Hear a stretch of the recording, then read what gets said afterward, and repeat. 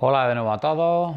Hoy vamos a empezar con el módulo 4, el tema 1, obligaciones formales del empresario. Es un tema que suele caer algunas preguntas del examen, es un tema sencillo, además es un tema práctico para que a la hora de nosotros montar nuestras empresas en un futuro, pues tengamos claro cuáles son los trámites que tenemos que realizar previamente al inicio de nuestra actividad.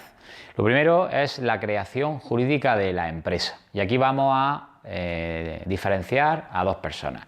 La persona física, el autónomo, que por medio de su patrimonio, de su economía, va a hacer una actividad, en este caso del transporte, de una manera ilimitada, con toda la responsabilidad y todo su patrimonio. Y luego está la persona jurídica, que es la sociedad que se crea también con el fin de obtener un beneficio y que la responsabilidad aquí de los socios está limitada al capital aportado. Previamente al inicio de la actividad de la sociedad tendrá que ser inscrita en el registro mercantil. Bien. La declaración censal es un documento que vamos a efectuar en la oficina de la Seguridad Social y que va a ser el alta. Es un alta fiscal tanto para personas físicas como para personas jurídicas. Si nosotros hacemos la declaración censal para una persona jurídica, nos van a dar un CIF, es un código de identificación fiscal, es como el DNI de las sociedades y es necesario previo al inicio de actividad. Declaración censal.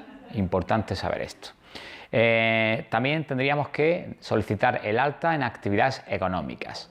Esto, la pregunta del examen es que es un impuesto de carácter local, que aunque nosotros vamos a Hacienda a solicitar ese alta en IAE, la recaudación la van a hacer las entidades locales de donde esté situada la sociedad o la empresa.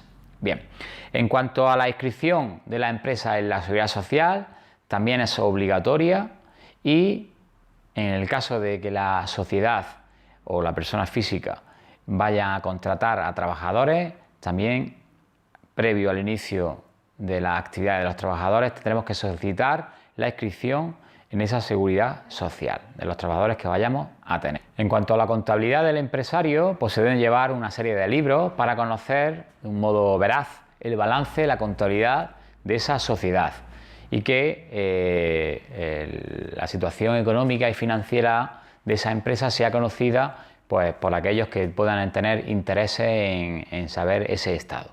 Bien, ¿qué libros son los obligatorios? Fundamental saber esto. Está el libro diario, que es el libro donde se van a reflejar todas las operaciones que diariamente, compras, ventas, se efectúan por parte de la empresa. También está el libro inventario de cuentas anuales.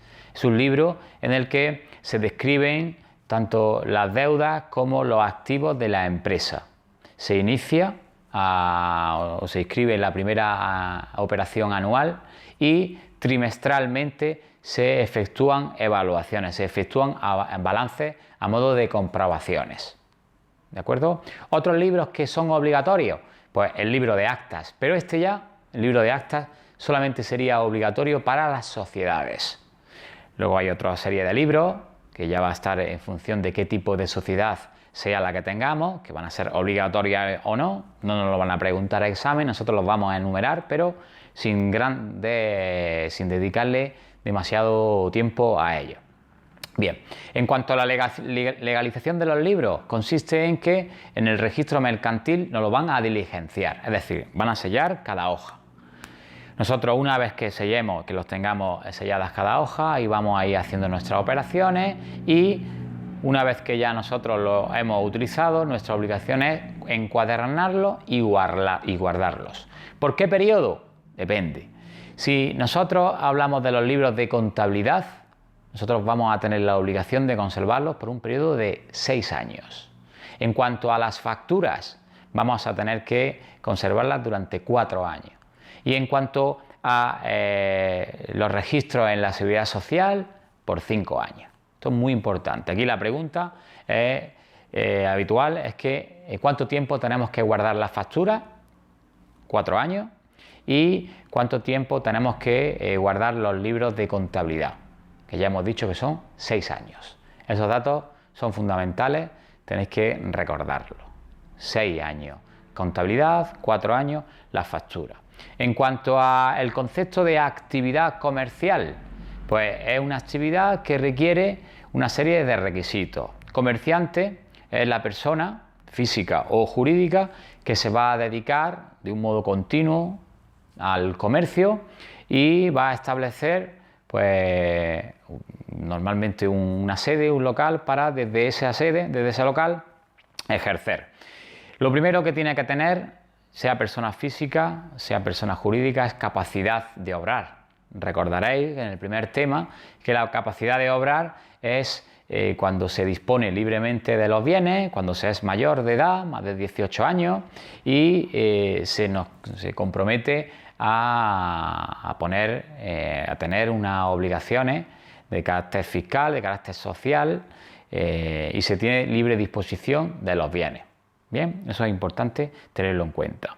En cuanto a la habitualidad, significa que nosotros tenemos que dedicarnos de un modo seguido a ese comercio. Hay una serie de personas que tienen prohibida la dedicación al comercio, y esto sí que me gustaría que lo tuvieseis claro. Los jueces y los magistrados no pueden dedicarse al comercio, tampoco pueden dedicarse al comercio los clérigos, totalmente prohibido. Son personas que tienen esa prohibición y que no podrían dedicarse bajo ningún concepto al comercio. Otras profesiones que son incompatibles, pues los agentes de comercio, por el hecho de que estarían vulnerando las reglas del juego, y bueno, otros jefes gubernativos, económicos, militares, también estarían imposibilitados para dedicarse a esa actividad comercial. Bien, en cuanto al transportista, como empresario mercantil, pues también se establecen una serie de obligaciones. Lo primero es que tiene que tener esa capacidad legal para el comercio, dedicarse habitualmente al mismo y actuar siempre en nombre propio. Esto es fundamental que lo sepáis. En función de ese transportista en qué régimen estuviese casado, su cónyuge responderá a las deudas o no. Si el régimen en el que el transportista está casado es en gananciales, es decir, su cónyuge comparte tanto bienes pero también deudas, en caso de que ese empresario, ese transportista se viese con deudas, su esposa o su marido, el cónyuge, pues respondería también con su patrimonio. Ahora bien, si el régimen en el que están casados ese matrimonio es en separación de bienes, ahí ya no existiría por parte del cónyuge una responsabilidad frente a las deudas que su cónyuge hubiese mantenido con relación a la actividad empresarial que hubiese mantenido. Importante conocer esto.